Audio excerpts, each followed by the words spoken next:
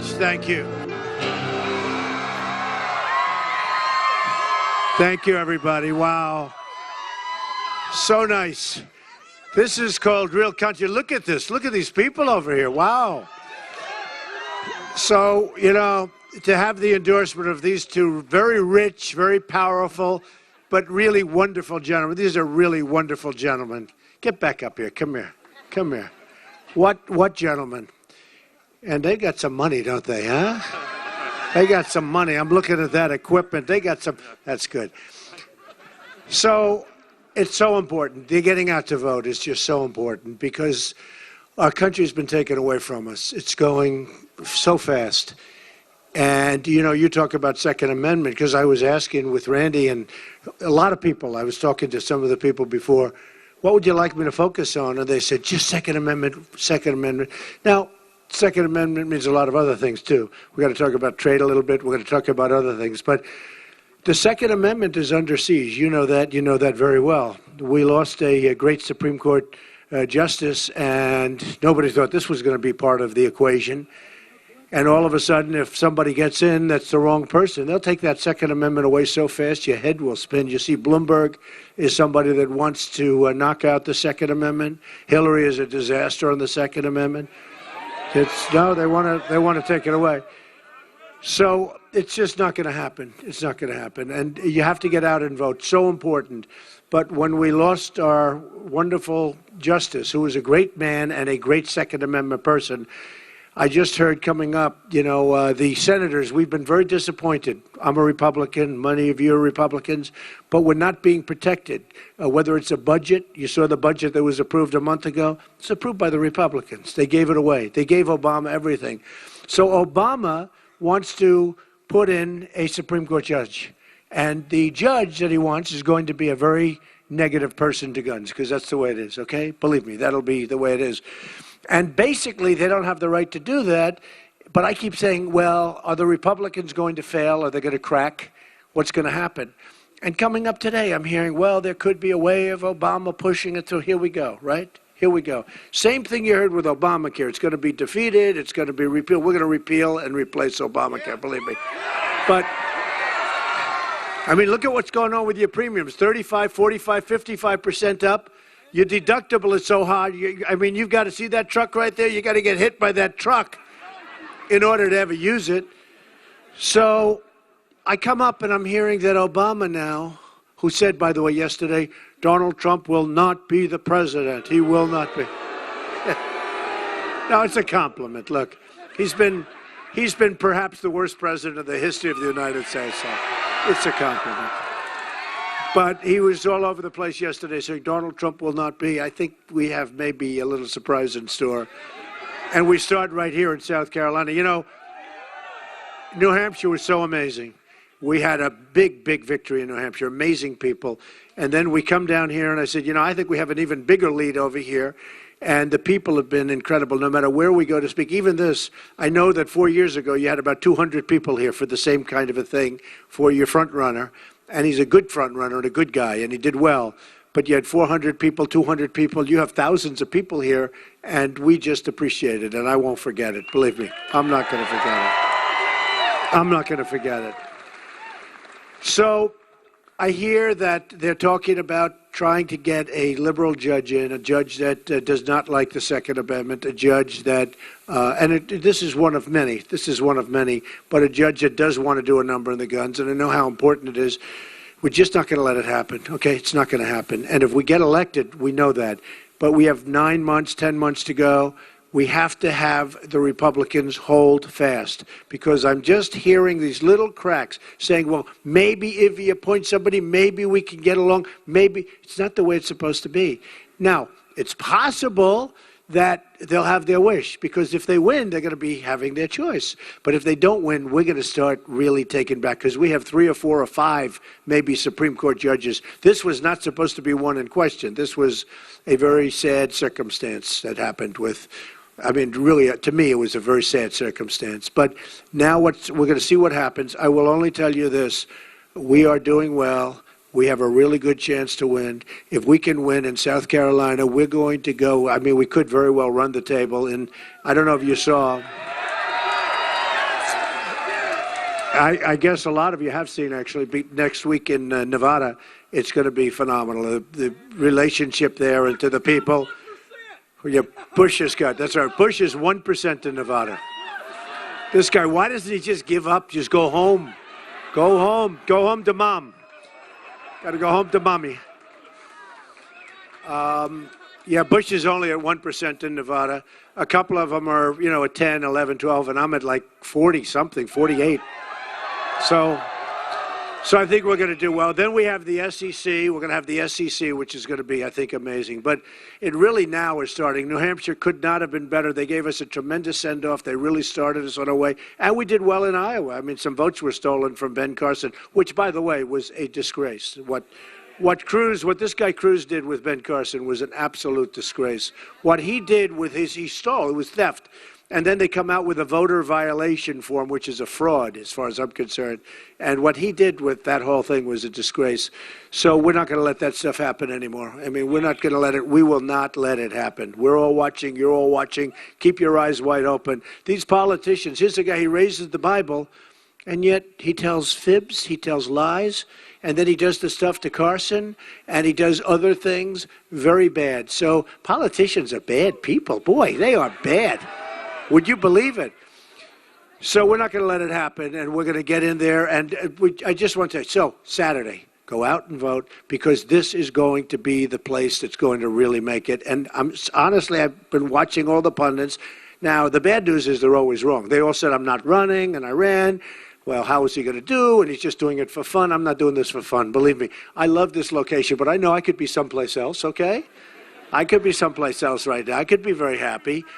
But I'm doing it because, the expression, and I see all the hats in the audience, make America great again. We are going to make America so great. We are going to win again. We don't win very much. You're very tough, smart people. You like to win, right? This guy over here, you like to win. And we don't win anymore. We used to win. We don't win anymore. Well, we're going to start winning again. We're going to start winning again. So, Second Amendment protected. Common Core. We're going to end Common Core. We're bringing your education locally. It's going to be fabulous. I don't know if you know, and you've heard me say, we have the absolute worst. We spend #1 in the world on education, right? #1 per pupil in the world. There is no second place because we're so high, so much higher. You have China, you have Norway, you have Denmark, you have Sweden. You have these countries are the best in terms of education, and they're on the list, the best. Number 30th in the top 30, we're number 30th, okay? We're #1 in cost. That's a little bit like what I'm doing. I'm least spent money. I'm funding my own campaign, right? So I don't have a lot of the people coming to me, the drug companies and all because if you would see the kind of waste, fraud, and corruption in the United States, a lot of it isn't really waste, fraud, and corruption. It's the fact that people that are running against me and people in the Senate, people in Congress, they have tremendous power because they have people giving them unbelievable campaign contributions and their special interests, and they do what those people want. And that's one of the reasons our budgets are out of whack, the military's out of whack, the military orders equipment they don't even want, and the stuff they do want they don't get, because the company that makes that equipment is like, it's not politically adept, and companies that really are, they make the equipment we don't want. It's going to all change. Because I'm not getting money from any of these people. I don't give a damn. I mean, we're going to do the right thing. We're going to do the right thing. We're going to do absolutely the right thing. I tell you a little story. So the drug companies, we are the largest purchaser of drugs in the world, the United States. We put more, which makes a lot of sense, I guess, but we purchase more drugs to make you better, drugs to make you better. Not the kind of drugs that come over the southern border, which we're going to end, okay? We're going to stop. We're going to build a wall, yep. Folks, by the way, we're going to build the wall, and who's going to pay for the wall? So you better believe it. We have a trade deficit with Mexico of $58 billion. And these characters come up, these politicians that I'm running against, you don't really think Mexico's going to pay for the wall? I said, absolutely, 100%. They said, how are you going to get Mexico to pay? And I don't want to go into it because they won't understand it. I mean, they have no concept of business. They have the $150 billion we gave to Iran, these people have no concept. We have a $58 billion trade deficit with Mexico, okay? The wall's going to cost $12 billion, maybe less. If I build it, it'll be taller, better, and less, okay?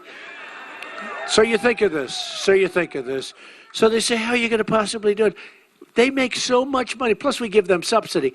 They make so much money from the United States, it's going to be one of the easy things. And I don't know if you heard, one of the presidents or ex-president of Mexico held a news conference. He said, we will never, ever, ever pay for the wall. And the press called me. They said they will never pay for the wall. I said, who was it? Calderon. He's very nice, good guy. He said, tell him the following. The wall just got 10 feet higher. Mina, got 10 feet higher. Yeah, they're going to pay for it. And I get along great with Mexico. The problem is, I mean, they buy apartments. I have hundreds and hundreds and even thousands of workers, Hispanics I'm doing great with. We have such an amazing relationship with Hispanics, and they're great people. The problem is the leaders of Mexico are too smart for our leaders. They're too smart. They're too cunning. You look at what's going on. It's unbelievable. The border is a disaster. It's a sieve. It's like people flow over. Not going to happen anymore, folks. People can come into our country, but they're going to come in legally. They're going to come in through a process. They're going to come in legally. So with trade, we're going to solve the trade problem. I don't know if you saw Carrier Air Conditioner announced 2 days ago they're moving to Mexico.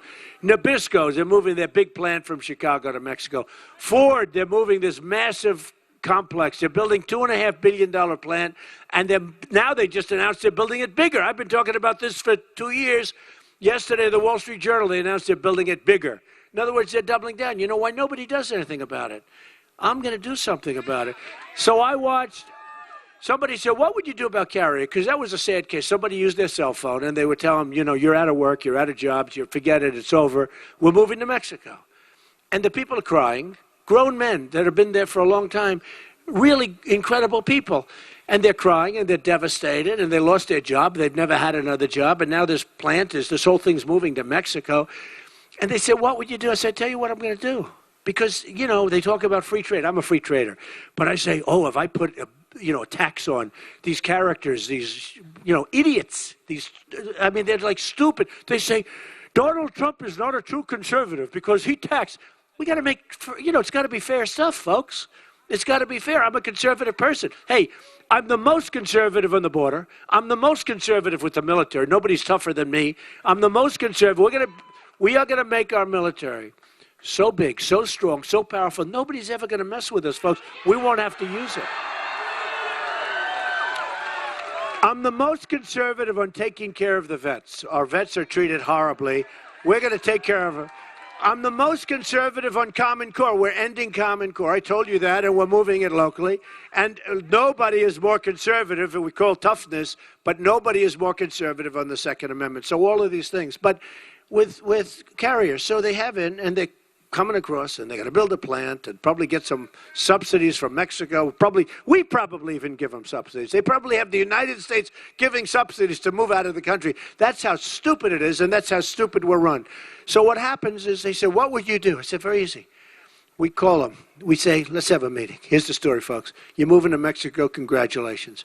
But if you don't say the United States, you're going to have a problem. But here's what you do. You want to move to Mexico, build your factory. It's going to be wonderful. Hire your people. They're not from the United States. All those people are now looking for jobs, and those are good jobs. We're hiring a lot of part-timers now. We're hiring, and the numbers are totally phony, the 5%, totally phony numbers. So I say, here's what we're going to do. Very simple. You build your plant in Mexico, enjoy yourselves, and you're going to sell air conditioners and just have them cross the border and sell them to the United States? No, you're going to pay a 35% tax on every air conditioner. It's true. It's the only thing you can do. And you know what? It's the only thing you can do. There's nothing else, because otherwise how are you going to get them to stop? And then you have the devaluations with China, the all-time. They're like grand chess masters or these people are the greatest in history. They're grandmasters of that, devaluation.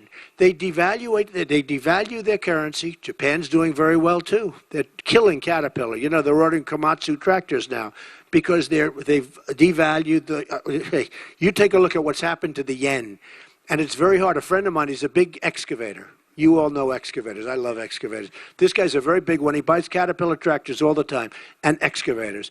he just put in a big order for Komatsu. Not that he wanted to.